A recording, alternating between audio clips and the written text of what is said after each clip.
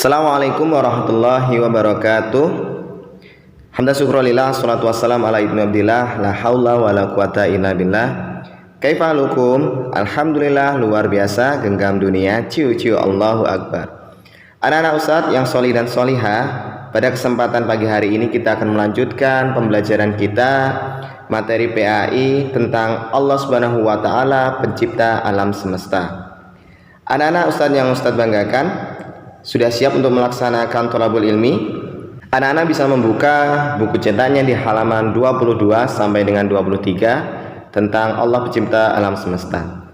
Anak-anak pasti tahu kan alam semesta? Allah Subhanahu wa Ta'ala menciptakan alam semesta itu seperti bangunan rumah yang sengaja disediakan bagi yang membutuhkannya. Kita lihat langit ditinggikan ibarat sebagai atap, bumi dihamparkan ibaratnya sebagai permadani. Kemudian bintang-bintang digantung di atap-atap langit seperti lampu. Sementara manusia diciptakan Allah Subhanahu wa Ta'ala bagaikan seorang raja yang menguasai rumah tersebut. Berbagai macam jenis tumbuhan dan hewan dipelihara untuk kepentingan manusia. Kemudian Allah Subhanahu wa Ta'ala menciptakan berbagai macam ciptaan seperti langit dengan warna yang sangat cerah dan indah, sehingga siapapun yang melihatnya pasti akan diliputi kaguman serta keceriaan. Itu semua alam semesta beserta seluruh isinya adalah Allah Subhanahu wa Ta'ala yang menciptakan. Sebagaimana terdapat di dalam surah Al-Ikhlas. Anak-anak sudah hafal ya surah Al-Ikhlas ya? Dijelaskan dalam surah Al-Ikhlas ayat 1 sampai dengan ayat 2, Allah Subhanahu wa Ta'ala adalah Tuhan yang menjadi tempat tergantung segala ciptaannya, dan mereka juga menghadapkan diri untuk mengisahkan Allah Subhanahu wa Ta'ala.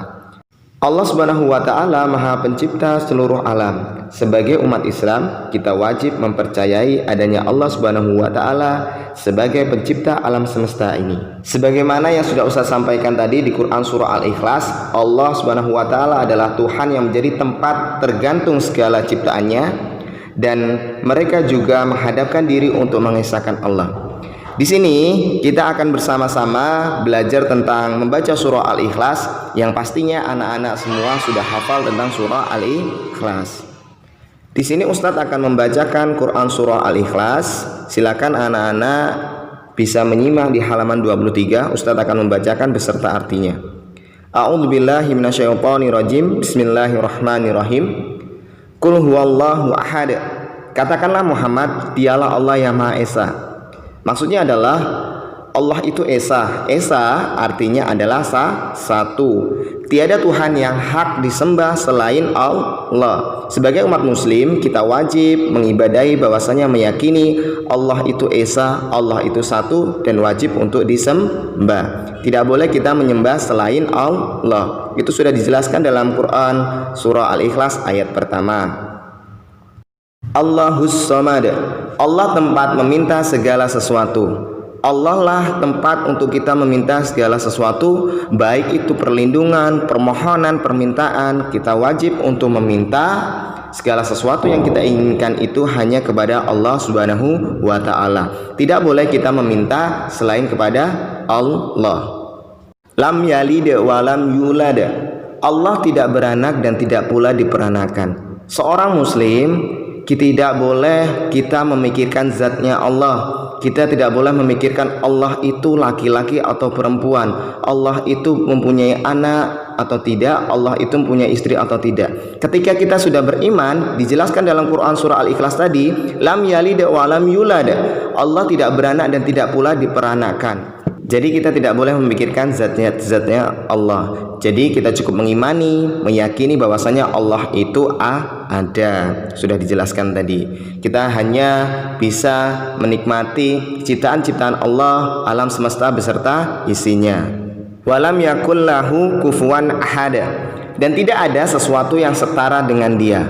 Allah itu tidak ada yang menandinginya. Allah tidak ada yang bisa menandingi kekuatannya, kehebatannya, ciptaannya. Allah itu maha tinggi. Sehebat-hebatnya manusia, tidak ada yang mampu menyetarai kedudukan Allah Subhanahu wa ta'ala. Allah lah pencipta alam semesta. Allah lah penguasa terkuat dan terkaya di alam semesta ini. Tidak ada yang bisa setara atau menandingi kekuasaan Allah Subhanahu wa ta'ala. Itulah tadi Quran Surah Al-Ikhlas beserta artinya yang menjelaskan bahwasanya Allah itu Maha Esa dan Allah itu adalah tempat memohon segala sesuatu perlindungan, sehingga kita harus meminta segala sesuatunya kepada Allah Subhanahu wa ta'ala.